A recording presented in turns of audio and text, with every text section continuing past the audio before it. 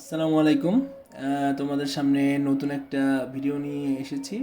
তো গত ক্লাসে আমরা এক্সেলের ইন্ট্রোডাকশন জেনেছি। তো আজকে আরও একটু বিস্তারিত জানবো, তারপর আমরা কাজে চলে যাব। তো আমরা ক্লাস টুতে ডবল ক্লিক করেও ঢুকতে পারো, বা রাইট ক্লিক করে ওপেন করেও ঢুকতে পারো। দেখলাম আমরা প্র্যাকটিস টু না, আমরা প্র্যাকটিস ওয়ানে দেখছিলাম গত ক্লাসে। তো এটা আমরা একটু জুম করে নেই। তোমাদের মোবাইলে অনেকে দেখো বা কম্পিউটারে দেখো, যেটা যেন দেখতে সুবিধা হয়। জুম করলাম।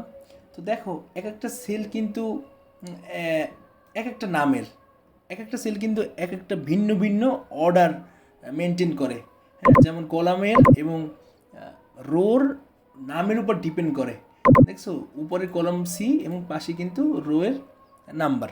তো আমরা এই সেলের উপর ক্লিক করলে কিন্তু দেখতে পারি এই সিক্স, মানে এই বাম পাশে কিন্তু ওর নামটা দেখা যায়, এবং আমরাও কিন্তু দেখতে পারি এই, যেমন যে কলামের এইটার নাম হচ্ছে J10, আবার উপরেও লেখা আছে J10, এইভাবে আমরা দেখতে পারি।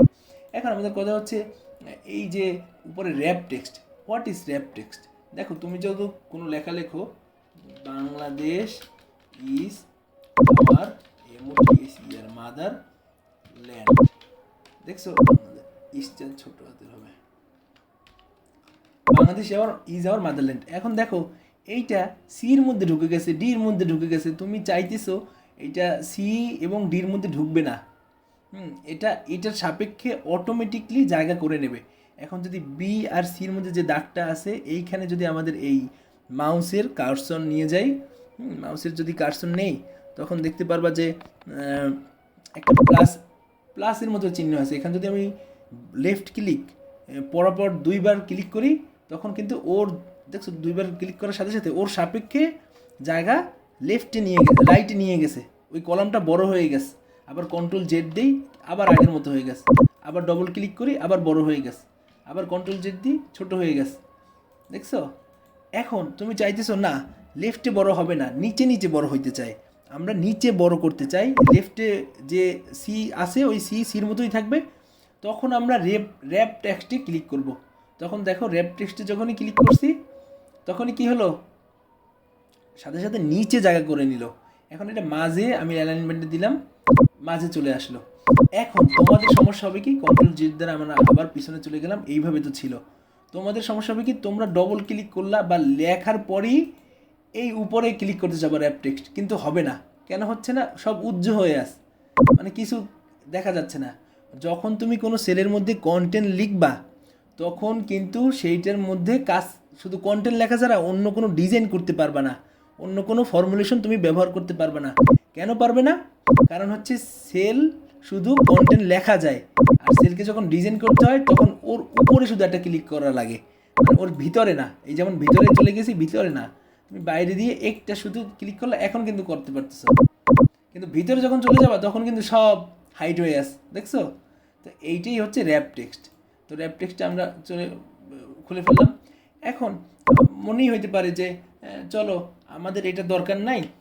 আমরা এই যে সেলটা আছে, একটা সেল না আমার, ভাইয়া আমার 10টা সেল দরকার। যেমন একটা, দুইটা, তিনটা, চারটা, পাঁচটা, ছয়টা, সাতটা, এই 10টা, যে অবধি 10টা সেল, এই 10টা সেল মিলিয়ে একটা সেল আমি করতে চাই, তখনই মার্জ করে ফেলবা। এখন কিন্তু এই মার্জ আর র্যাপ টেক্সট হলো।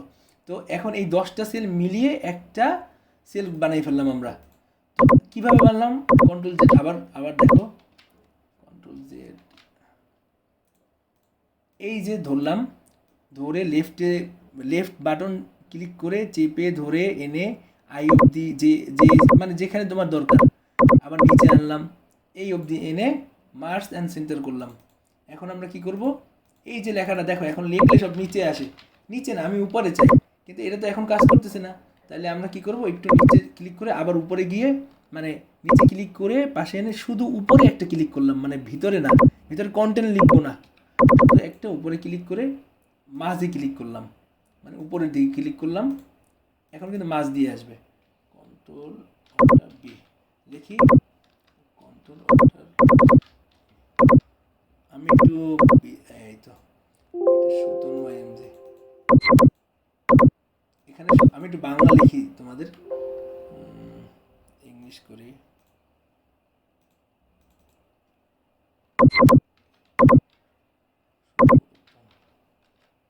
সুতন্মা এমজি, আর এখানে এই সুতন্মা এমজি এবং বাংলা কিভাবে লিখতে হয় সেটাও তোমাদের দেখাবো। আস্তে আস্তে করে তোমরা আগাবা। গণপ্রজাতন্ত্রী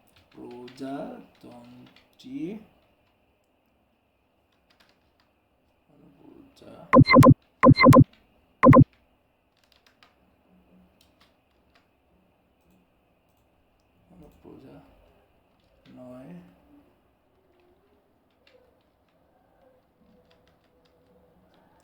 প্রজা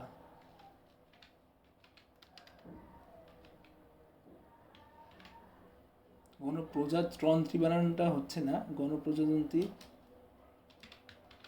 বাংলাদেশ সরকার।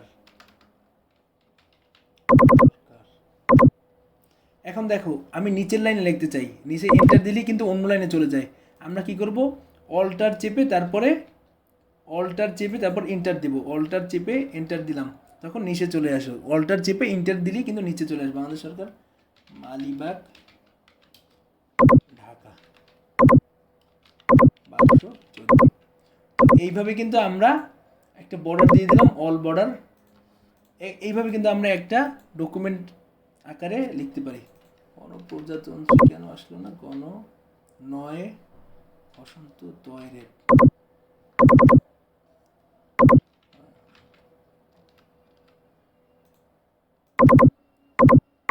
এই যে আসছে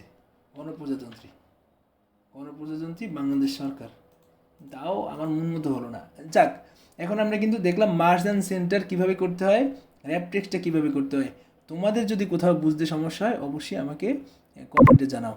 ধন্যবাদ সবাইকে, নেক্সট ভিডিওতে